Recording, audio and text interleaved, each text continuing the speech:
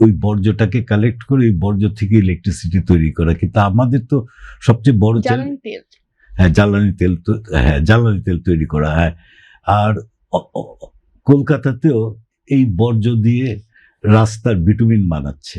মানে অল্টারনেটিভ আছে, বাট আমার তো মেইন প্রবলেম যে I can not collect the West. যেটা ব্যবহার হয়ে গেছে ওটাকে আমার কালেক্ট করার পথ নাই। এইটা কি বলা যায় না যে দিলে বা কালেক্টের জন্য যদি জনগণ দেয় তাহলে they will get some money or point or get some benefit? এরকম করলে তো মানুষ এটা অলরেডি হচ্ছে ছোট আকারে।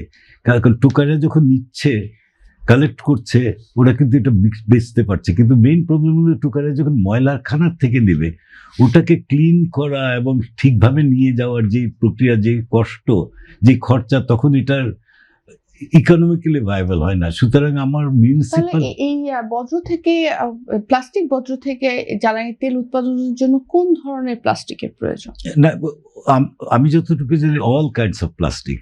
বসুন্ধরা টিস্যু, অশুদ্ধতার বিরুদ্ধে এক বিন্দুও ছাড় নয়। ইনফ্যাক্ট বর্জ্য থেকে নিয়েও করতে পারবে, এটা একটা সুবিধা। বাট আমার বর্জ্য থাকলেই এটাকে আইসোলেট করতে হয়, আইসোলেট করে দেন ইয়ে করতে হয়। যেমন থাইল্যান্ডে আমি দেখেছি যে কিছু রিসাইক্লিং প্লান্ট আছে, ওদের নিজস্ব গাড়ি আছে, ওরা ফ্যাক্টরিতে যায়, যারা ওয়েস্ট করে ওই ওয়েস্টটাকে কালেক্ট করে রিসাইকেল করে ওই ফ্যাক্টরিতে পাঠিয়ে দেয়। এবং কমিউনিটি বেস, পাড়ায় পাড়ায় যায়, কালেক্ট করে নিয়ে আসে। তো আমাদের municipality system has to work on it. যে এখন কিছু কিছু কাজ হচ্ছে, যেমন আমরা প্লাস্টিক অ্যাসোসিয়েশন, বড় বড় যারা ম্যানুফ্যাকচারার, রিটেল মার্কেটে যারা, সে ধরেন চিপস থেকে শুরু করে এই চিনি, বিস্কিট, এগুলি যারা বানায়, ওদেরকে আমরা এখন এনকারেজ করছি, আপনি যে মালটা বেচবেন যে দোকানে, ওর থেকে যদি ওই মালের প্যাকেটটা যদি এনে দেন, তাহলে ওকে কিছু পয়সা দেন এবং কালেক্টটা আপনারা করেন, আপনারাও রিসাইকেল করতে পারেন। ইনফ্যাক্ট ঢাকা এয়ারপোর্টও দোকান আছে যে আপনি চিপস যদি একটা কিনেন, ধরেন 50 টাকা, আপনি খেয়ে যদি চিপসের প্যাকেটটা ওকে ফেরত দেন, 5 টাকা আপনাকে ফেরত দিবে। আমাদের এই কয়জন জানে এয়ারপোর্টের মতো একটা জায়গা, এটা কয়জন জানে? এটাই media has to play very important role.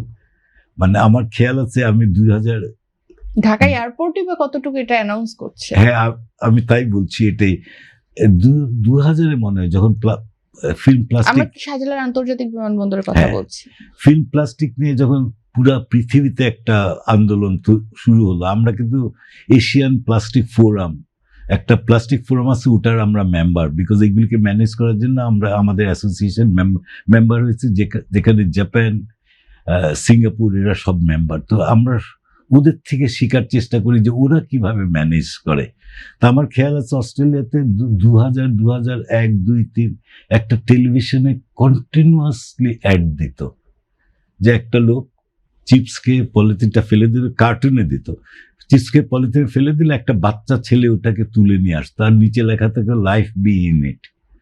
সুন্দর একটা অ্যাড যেত, অ্যান্ড কন্টিনিউয়াসলি যেত, একটা টিভি চ্যানেল। এই যে এডুকেশন, এইটা আমাদের দরকার। আমাদের জনগণ তো জানে না যে এই প্লাস্টিক রিসাইকেল হয়।